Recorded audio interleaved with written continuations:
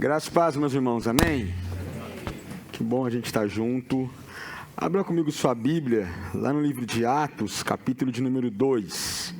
Atos dos Apóstolos, capítulo de número 2.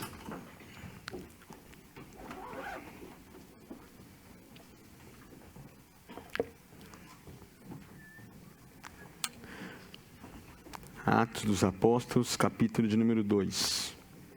Vamos orar mais uma vez? Pai bendito, obrigado pela tua misericórdia ter se renovado sobre nós nessa manhã, ó Deus.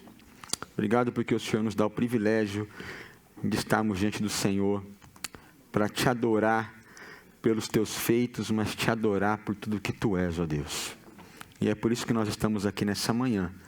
E nós pedimos que o Senhor possa falar ao nosso coração, continuar falando ao nosso coração, e que a tua palavra ela encontre um terreno fértil no nosso coração e que a gente possa gerar frutos, não para nós mesmos, mas os frutos para o nosso Senhor, para a glória do nosso Deus, Pai.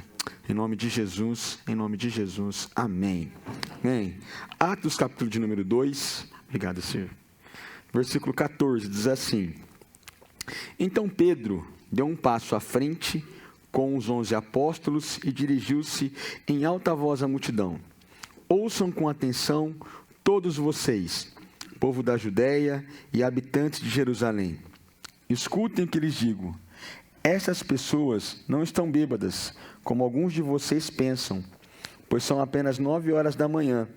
Pelo contrário, o que vocês estão vendo foi predito há tempos pelo profeta Joel.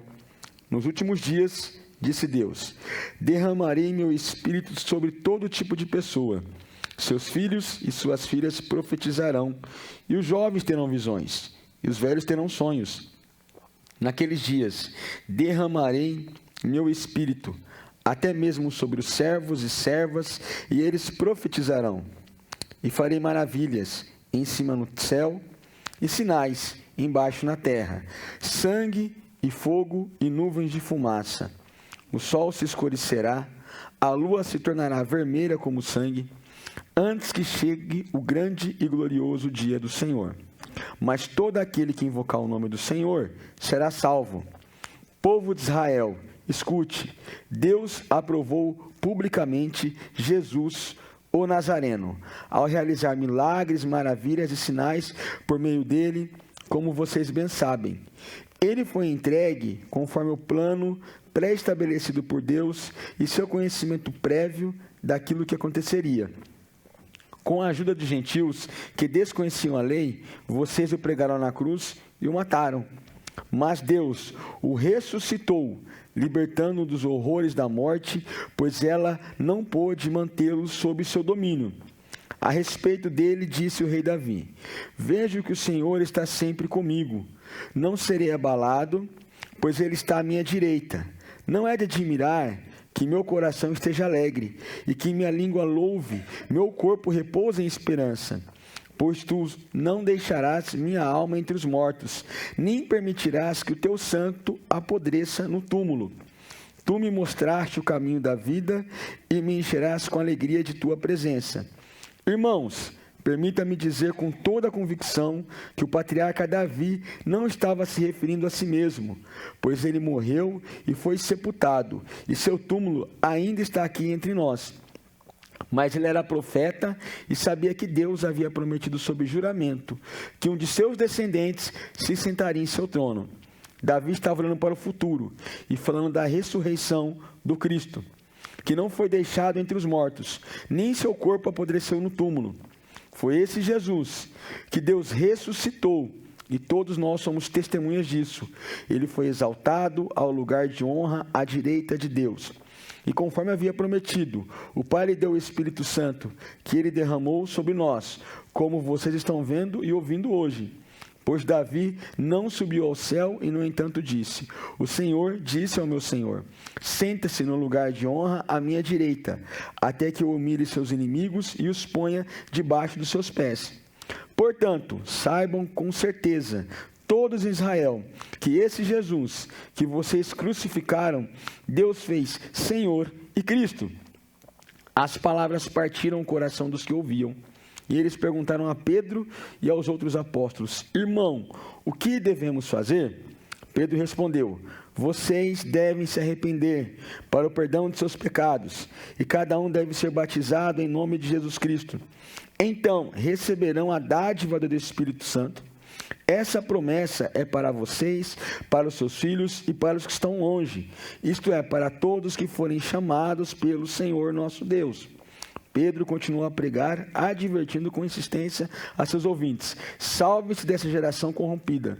Os que acreditaram nas palavras de Pedro foram batizados e naquele dia houve um acréscimo de cerca de 3.000 pessoas. Só até aqui. Uma leitura um pouco longa, mas necessária. Meus irmãos, se eu fosse perguntar para você qual a coisa mais absurda que você já ouviu sobre o Evangelho, a gente teria inúmeras respostas. Talvez nunca se teve tanta igreja, tanta pregação, tanta live como tem hoje. Uma das últimas coisas absurdas que eu ouvi sobre o Evangelho era que eu sou o centro do coração de Deus. Foi uma das coisas absurdas que eu ouvi. Que eu sou o centro do coração de Deus. Uma outra absurda que eu ouvi sobre o Evangelho foi que se Judas esperasse 3 dias, ele seria perdoado. Se a Bíblia chama Judas o filho da perdição.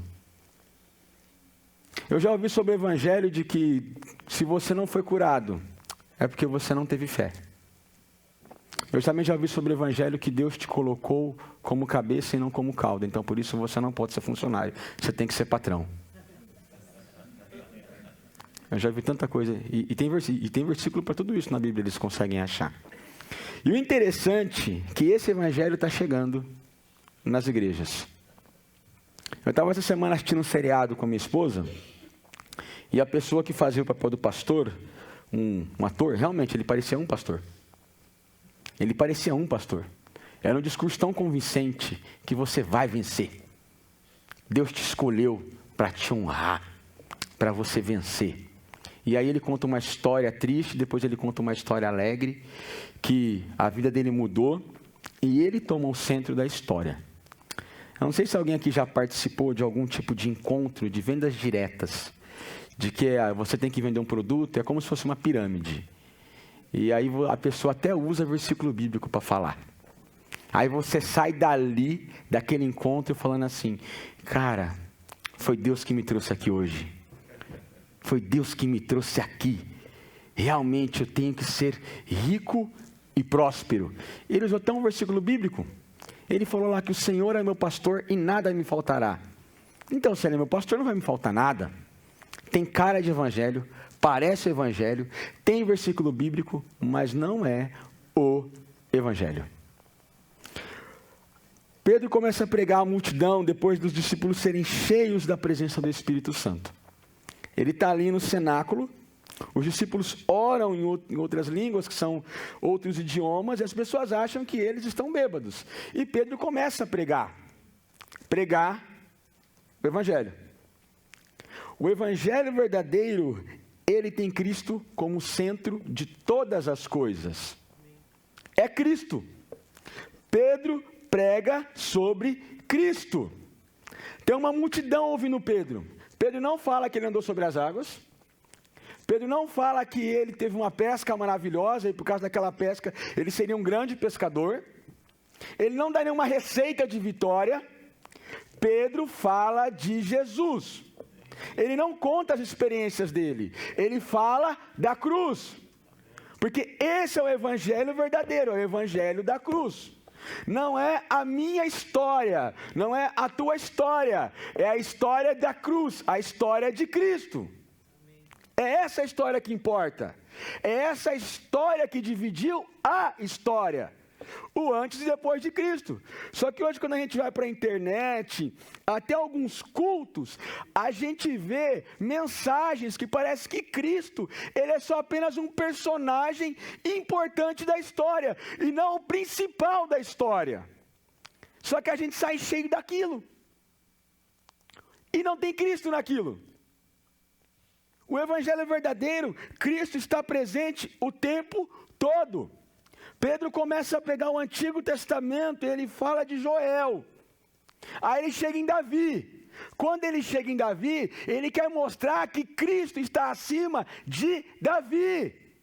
Ele quer mostrar para os judeus do Antigo Testamento: rapaziada, o meu Jesus não é um ícone do Antigo Testamento. Ele não é apenas uma pessoa importante. Ele é o centro do Antigo Testamento. Ele é a cabeça, ele é o centro de tudo. Como o Cadinho falou, ele é o ser iluminado que auto se sustenta. Então o evangelho verdadeiro não é sobre a minha história, sobre a tua história, sobre o meu sonho, sobre o teu sonho. É sobre Cristo. E é isso que a gente tem que voltar, meus irmãos. A gente tem que beber dessa fonte da qual Cristo é o centro de tudo. O centro de Deus não é eu, não é você, você e eu. A igreja não é o centro do coração de Deus. O centro de Deus é o seu próprio ser, é Ele, porque quem estava na cruz era o Filho dele. E a gente às vezes vê igrejas, meus irmãos, que tem a sua denominação, o seu nome, maior que o próprio Cristo, parece. E não é. Porque quem estava na cruz não era nenhuma denominação. Era o próprio Cristo. O evangelho verdadeiro, ele é cristocêntrico. Se tudo der errado na minha e na sua vida, se eu e você tivermos Cristo, isso é o suficiente. Pedro não pega, ele não pega aquela oportunidade que as pessoas estão ali, porque a Bíblia diz, se a gente for voltar um pouquinho mais, que tinha pessoas de todas as nações ali naquele momento. Pedro não pega aquela oportunidade e pensa assim: nossa, agora eu vou fazer o meu nome. Agora eu vou me consagrar. Agora me tornarei um pastor de sucesso.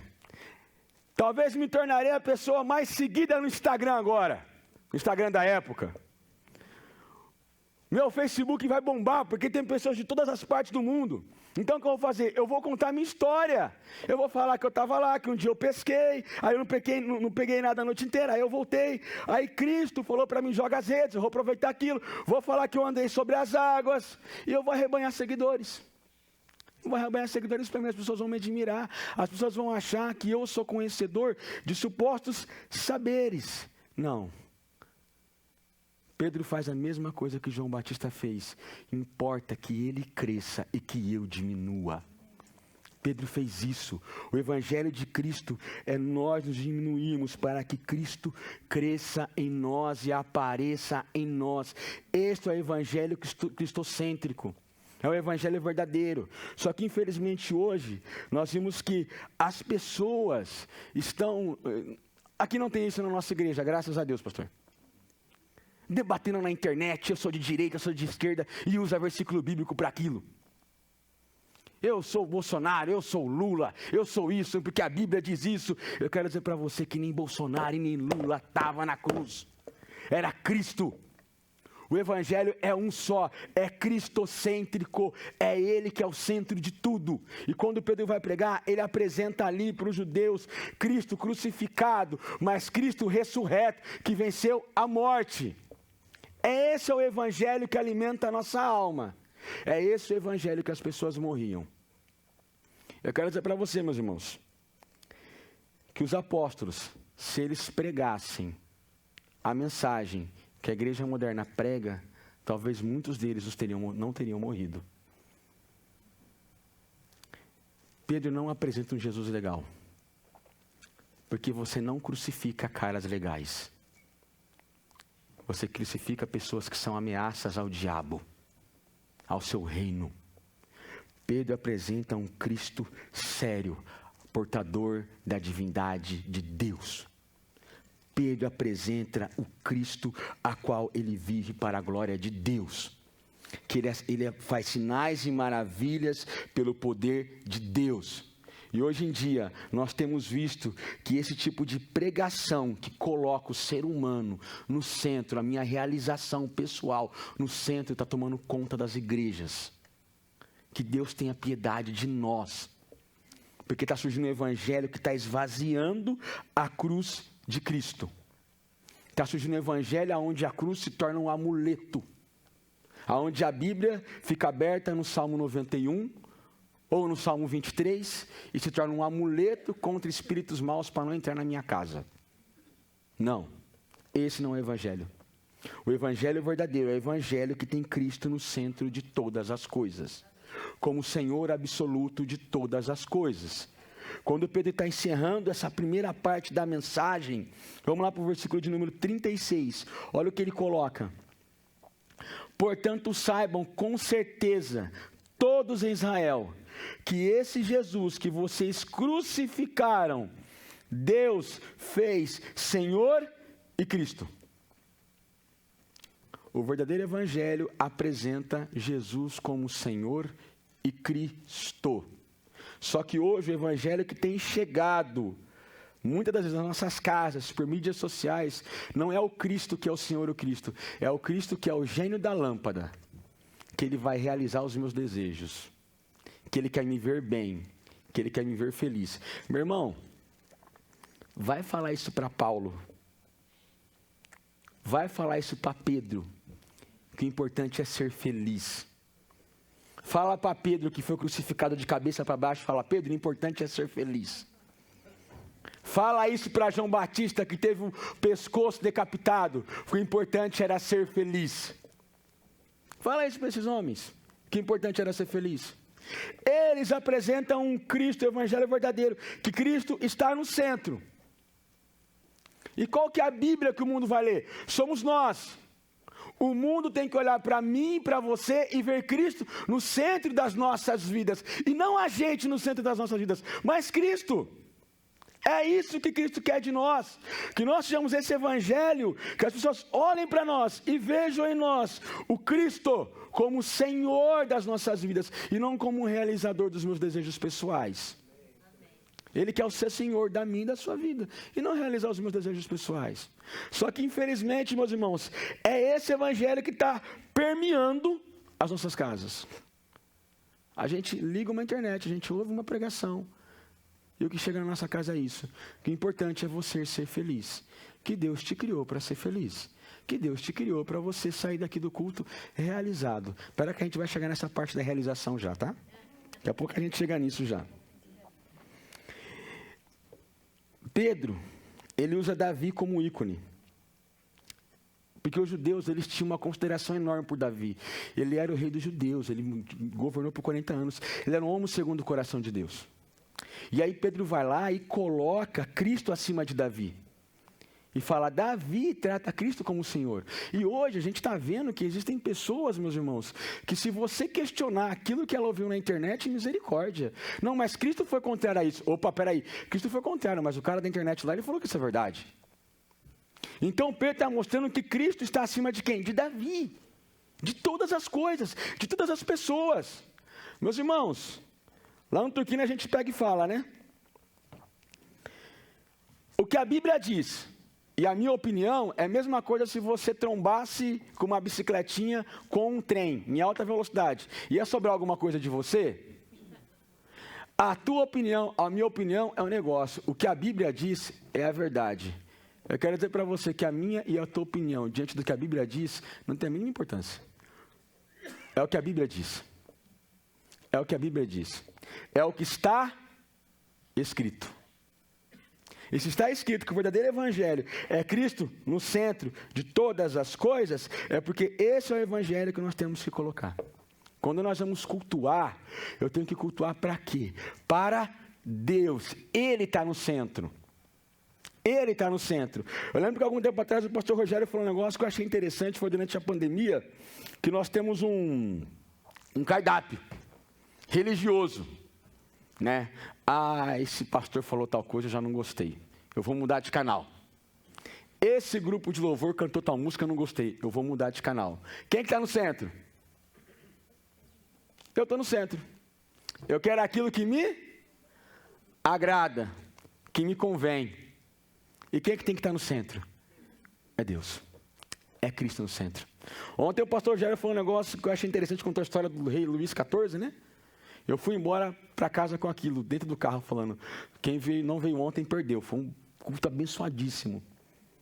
Só Deus é grande. Aleluia. É isso que a cruz grita para nós. Só Deus é grande. Amém. Só Ele é grande. Ele é o único grande. Ele é o único poder. Ele é o único Senhor. Amém. E quando Pedro está pregando isso, meus irmãos, eu fico pensando numa coisa comigo agora. Eu fico pensando, Pedro pregando isso na nossa geração. Eu fico imaginando Pedro falando disso na nossa geração. Numa praça pública, um monte de gente ouvindo e Pedro falando desse evangelho. O que será que aconteceria? Será que as pessoas iam embora e iam falar assim, não, eu acordei cedo, eu trabalhei a semana inteira para ouvir isso. O que será que essas pessoas fariam? Qual que seria a reação das pessoas? Iam cancelar o Pedro, não vou seguir mais ele na internet. Não volto mais aqui. Não volto mais aqui. Aí você chama o teu amigo e fala, cara, vai ter um apóstolo lá, um pastor da minha igreja, ele vai pregar, vai ser uma mensagem legal, e Deus quer falar com você. Aí o cara chega lá e ele ouve a mensagem que o centro da vida é Cristo, que o centro do universo é Cristo, que Cristo é tudo. Ele não é uma parte do tudo, Ele é tudo. Vamos lá para o versículo 37. As palavras partiram o coração dos que ouviam, e eles perguntaram a Pedro e aos outros apóstolos, irmãos, o que devemos fazer? Vamos parar por aqui. As palavras partiram o coração. O verdadeiro evangelho, sabe o que ele faz com a gente? Ele rasga a gente no meio. Ele desmonta a gente. Lá como Jeremias pega e fala, capítulo 18, como barro nas mãos do oleiro, Deus quebra o vaso e faz de novo. As palavras partiram o coração daqueles que ouviam. O verdadeiro evangelho rasga a gente no meio, rasga a nossa alma, cata a gente assim e quebra, e nos torna, sabe o quê? Traz uma sensação de impotência diante de Deus. Eles ficaram tão impotentes que eles perguntaram para Pedro, desesperados, o que a gente deve fazer? Sabe qual que é o negócio? Cara, a gente vai para o inferno. O que a gente deve fazer? Eles não saíram dali magoados. Vou cancelar o pastor Rogério, não volto mais. Não volto mais nessa igreja. A palavra partiu o coração deles. Partiu, rasgou os caras no meio. Quebrou os caras. Irmãos, o que a gente deve fazer? O verdadeiro evangelho, ele rasga a gente no meio. Ele quebra a gente no meio. Ele mostra que a gente é impotente, que a gente precisa de Jesus. Ele não faz a gente sair da igreja, muitas vezes, jubilando e falando, eu vou conseguir os meus sonhos, eu vou realizar os meus sonhos, eu vou vencer porque o pastor orou por mim, me ungiu com óleo sagrado, lá da terra de Israel, me benzeu, agora eu estou blindado pelo poder de Deus, vou sair daqui agora, vixe, estou com os 500 dons do Espírito Santo, aí posta no Facebook, ninguém me segura porque Deus é comigo, prepara diabo, vou saquear o inferno. Não enche a gente do nosso ego. O verdadeiro evangelho rasgou aqueles caras no meio, quebrou os caras no meio, mas a gente não gosta. A gente quer aquele evangelho que faz cócegas no ouvido, que fala que tudo vai dar certo, que a tua empresa vai prosperar, que você vai vencer, que você não vai ficar desempregado, que o teu candidato vai ganhar na eleição, que você vai trocar de carro, você vai pegar um carro mais novo, você vai comprar um iPhone 12, 13, 14, 15, 16, 17. A gente não quer esse evangelho. A gente não quer o evangelho que rasga a gente no meio. A gente não quer o evangelho que quebra a gente no meio. A gente quer o evangelho que fala que a gente vai vencer. Mesmo que para vencer, eu tenha que pisar na cruz. Mesmo que para ganhar um mundo, eu tenha que perder a alma. E o evangelho verdadeiro, ele rasga a nossa alma no meio. Ele quebra a gente no meio.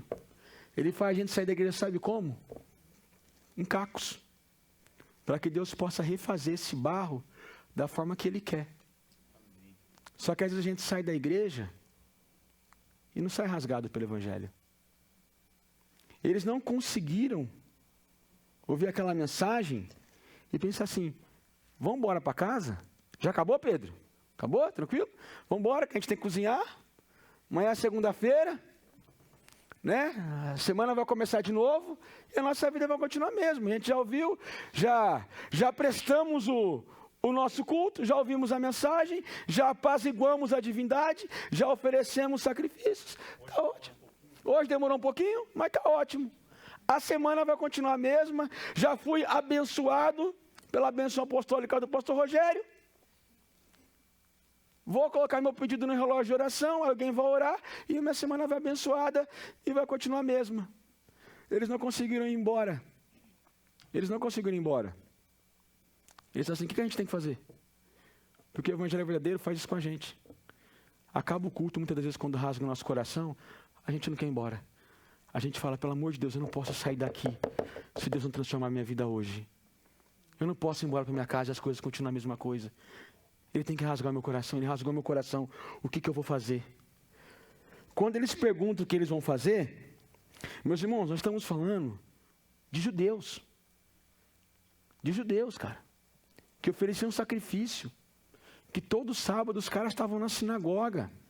Que conheciam o Antigo Testamento de cabo a rabo.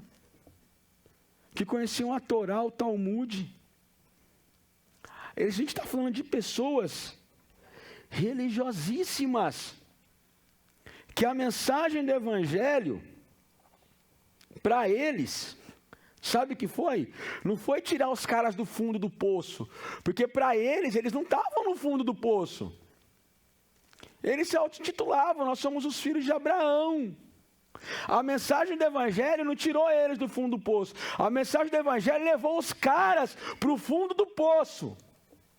Ao ponto que eles chegaram no fundo do poço, olharam e falaram assim, o que a gente deve fazer? O verdadeiro evangelho, muitas das vezes, vai rebaixar, esmagar, pisotear a gente. Sabe para quê? Para que Cristo nasça em nós. Só tem novo nascimento quando Cristo mata a gente. Agora tu vai nascer de novo. Mas a gente não quer, meus irmãos. É muito mais gostoso ouvir as mensagens dos pastores que estão virando coaches pela internet, estão usando a Bíblia e estão falando que a gente vai vencer. Não sei se alguém já caiu numa dessa uma vez. Eu caí quando eu era pré-adolescente. Eu era adolescente, não tinha coach naquela época. Mas eu tinha um rapaz, um jovem amigo meu, que era interessante. Ele chegou assim, gostava de orar e tal, e orou comigo e falou, mano, amanhã Deus vai te dar uma bênção muito especial vindo na tua direção. Logo que você acordar, você vai ver a bênção. Eu falei, amém, eu creio. Acordei atrasado para ir para a escola. Eu vi a bênção indo embora. O ônibus que eu pegava passando reto. E eu corri atrás do ônibus, que nem um louco. Falei, a bênção deve estar lá na frente, né? A bênção está na frente. Cheguei na escola, a bênção estava lá. Eu cheguei atrás da diretora, na porta da escola. Falou assim, a bênção estava lá me esperando. Mas é gostoso a gente ouvir isso. A gente abre a internet, tem uma mensagem lá. Se você crê, digite amém. Tem uma bênção vindo na tua direção. E a gente, opa, é para mim. Eita Deus grandão, falou comigo pela internet. Tomo posse. Esse negócio é para mim. Encaminho para mais 20 que tu verás. Envie para mais 20. Você vai ver o que vai acontecer.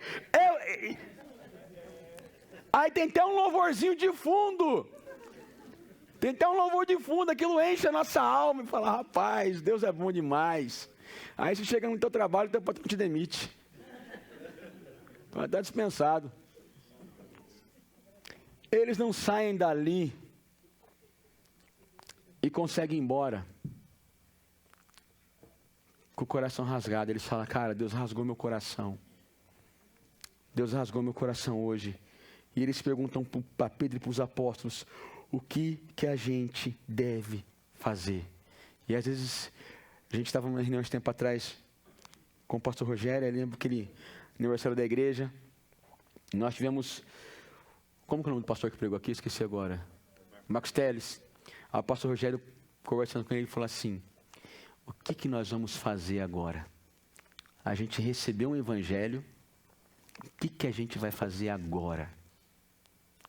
Nós queremos um evangelho que nos deixa confortáveis, felizes e satisfeitos. Mas o verdadeiro evangelho, ele não vai deixar você confortável e satisfeito. Ele vai nos deixar desconfortáveis, porque o nosso lugar não é aqui. O nosso lugar não é aqui. A nossa felicidade plena não é aqui. É no céu. É com Ele. E é para Ele. E Pedro continua. Eles perguntam, o que a gente deve fazer? Aguenta um pouquinho aí. A gente vai chegar no que a gente deve fazer. Se Pedro fosse um pastor moderno, e as pessoas perguntassem para Pedro, o que a gente deve fazer? Pedro ia falar assim, se ele fosse um cara moderno, tá? Amanhã eu vou dar uma live e vou contar o segredo. O que você deve fazer? Não perca no canal do Instagram, vai ter um valor promocional para os primeiros 20 comprar o pacote. Pacote, o que devemos fazer? Eu vou colocar o testemunho e depoimento de algumas pessoas que já compraram e foram abençoadas, e aí você vai descobrir. O que acontece? Aí o cristão vai lá, compromete o cartão de crédito, a ajuda que ia para o missionário ele já comprometeu, porque ele vai comprar o valor promocional, aí ele faz até uma simpatia ali, né? Deus, se der certo, eu triplico a minha ajuda para a igreja. Está consagrado. Pedro não vai lá e dá a receita que vai aliviar a consciência daqueles judeus. Vamos lá para o versículo 38. Diz assim, Pedro respondeu, vocês devem se arrepender para o perdão de seus pecados e cada um deve ser batizado em nome de Jesus Cristo. Pedro não fala assim para eles, olha, sabe o que vocês têm que fazer? Não é mudar de igreja. Porque hoje, quando alguma coisa der errado, a primeira coisa que o religioso faz, ele muda de igreja. Ah, eu me frustrei lá na igreja batista no Catuaí. Não gostei do pastor Rogério. Cancelei ele na internet. Não gostei da Lu. Cancelei ela na internet. Vamos mudar de igreja. Não, melhor, vou mudar de religião. Essa religião não me satisfaz mais. Então agora eu vou mudar de religião. Não, vou mudar de profissão. Essa profissão não é para mim.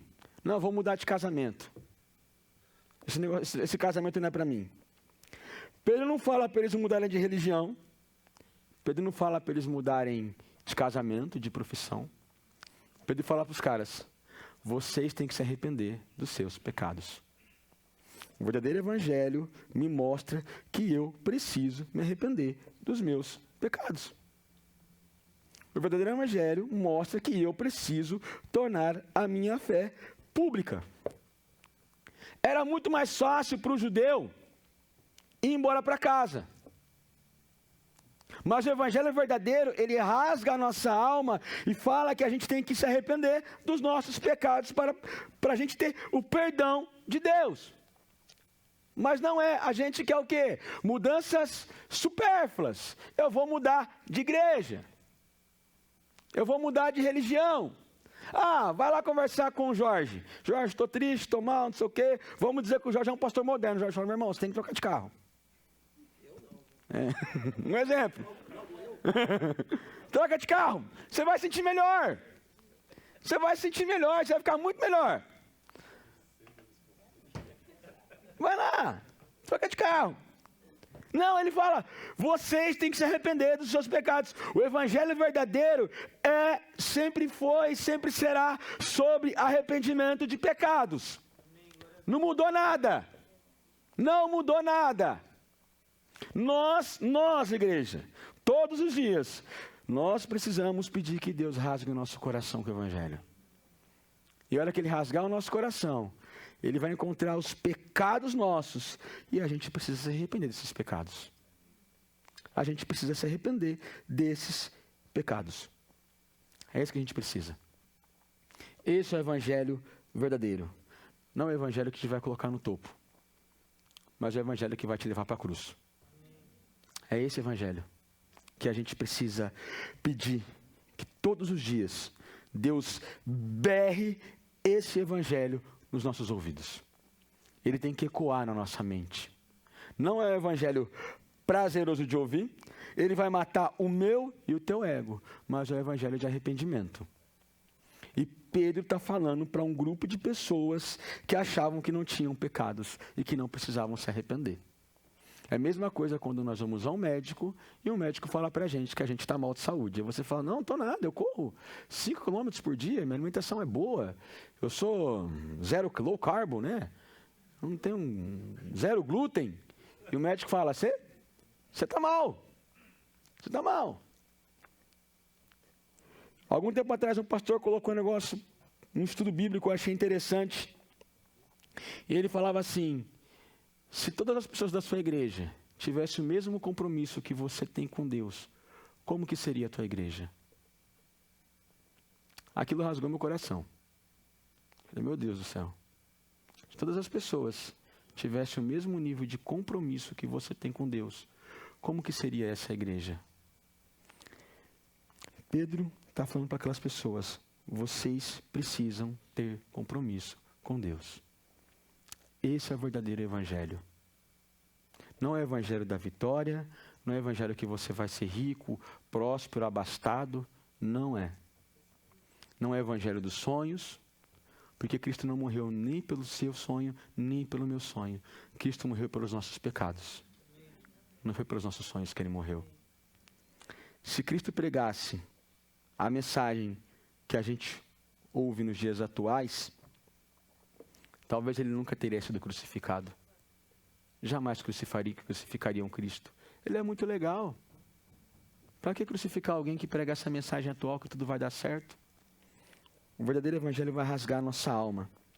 O que acontece quando o evangelho rasga a nossa alma? O que acontece quando o evangelho pega a gente ali, abre a gente no meio, a gente entende esse evangelho? O que acontece? Acontece isso, ó. Dedicação ao ensino, à comunhão, ao partir do pão e à oração. É isso que acontece. E sabe o que é isso? Isso é a igreja.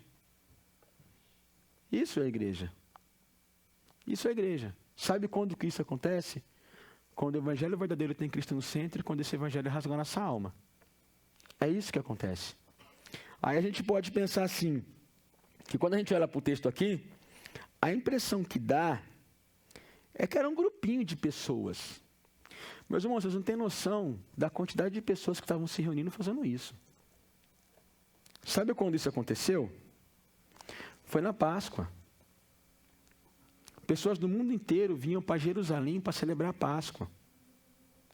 Aí sabe o que aconteceu? As pessoas, elas vinham celebrar a Páscoa, o coração delas foi rasgado, elas não queriam voltar embora para a casa delas. Elas ficavam na casa dos irmãos. Porque estava tão bom aquele negócio que ninguém queria ir embora mais. Eu não sei se alguém já participou de algum culto, que o culto acaba e você fica assim, mas já? Mas já? Tá tão gostoso aqui, mas já?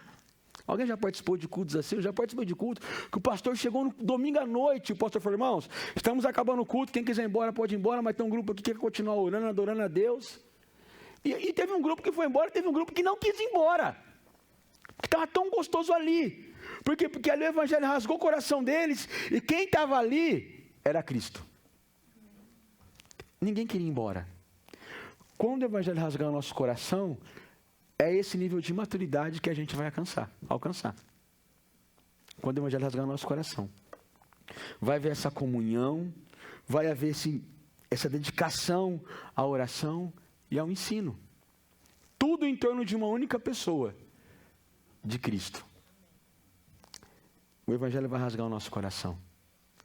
E isso vai acontecer. Isso daqui é um pouco do que é o céu. Aquela igreja de Jerusalém experimentou um pouquinho do céu na terra. Vamos lá para o versículo 42. Todos se dedicavam de coração ao ensino dos apóstolos, à comunhão, ao partir do pão e à oração. Havia em todos eles um profundo temor. os apóstolos realizavam muitos sinais e maravilhas. Os que criam se reuniam num só lugar e compartilhavam tudo que possuíam. Vendiam propriedades e bens, repartiam dinheiro com os necessitados, adoravam juntos no templo. Diariamente se reuniam-se nos lares para comer e partiam o pão com grande alegria e generosidade, sempre louvando a Deus e desfrutando a simpatia de todo o povo. E a cada dia o Senhor lhes acrescentava aqueles que iam sendo salvos. Eu quero frisar para a gente encerrar 2 versículos, 45. Vendiam propriedades e bens e repartiam dinheiro com os necessitados. Primeira coisa, quando o evangelho rasga o nosso coração, o pronome meu, ele some da minha vida. Ele rasgou meu coração. O que eu tenho já não é meu, é dos meus irmãos. É nosso. O pastor Jair falou uma coisa uma vez, né? A minha geladeira, o que tem na minha geladeira, é seu também. Alguém falou isso? Citou. Ele citou. É a geladeira dele, viu, gente? Por baixo. Mas é isso, o pronome some. Eles não tinham mais nada. O Valdecir, a caminhonete do Valdecir. O pronome meu sumiu.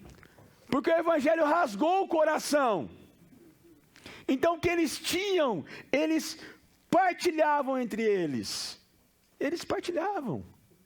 Quando o evangelho rasga o nosso coração, meus irmãos, o meu bem é para mim abençoar o outro, não é para mim, é para o outro.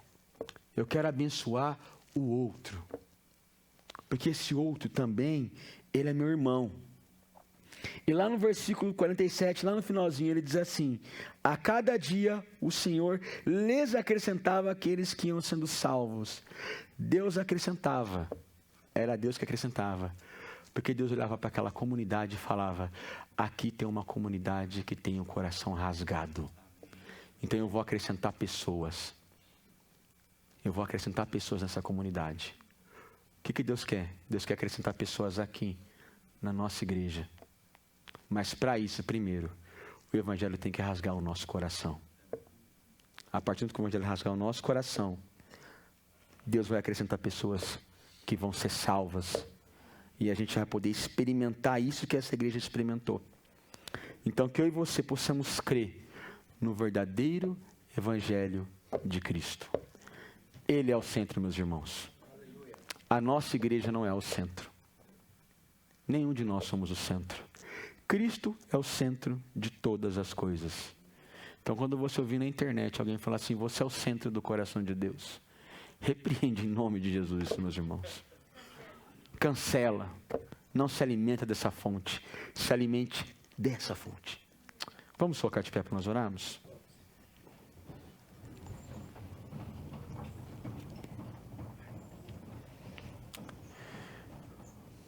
Pai, obrigado por nós estarmos aqui. Como o apóstolo Paulo disse lá em Romanos, capítulo de número 11, porque dele, por ele e para ele são todas as coisas. É por isso que nós estamos aqui, por causa de Jesus. É por causa do teu Filho. Que o teu Filho seja o centro das nossas vidas. Que a cruz seja a mensagem que nós possamos pregar em tempo e fora de tempo. Que no nome de Jesus nós possamos entender que o Senhor está no centro de todas as coisas, que o Senhor quem sustenta todas as coisas, e que o Senhor Deus fez Cristo e Senhor de tudo e de todos. Porque é no nome de Jesus que nós cremos. E a tua palavra diz, ó Deus, que toda língua vai confessar e todo joelho vai se dobrar diante do nome de Jesus. E esse é o evangelho verdadeiro. É o evangelho de Jesus Cristo. É o evangelho da cruz, é o evangelho da ressurreição, é o evangelho do arrependimento. Que em nome de Jesus nós possamos crer nesse evangelho e que esse evangelho possa rasgar o nosso coração. transformar as nossas vidas. E que no nome de Jesus, tudo seja diferente. Não para o nosso bem-estar, não para a nossa autorrealização, mas para a glória de Deus, o Pai. Nós oramos e te agradecemos em nome de Jesus. Em nome de Jesus. Amém. Dê um abraço na pessoa que está do seu lado. Deseja a ele um domingo abençoado, debaixo da graça de Deus.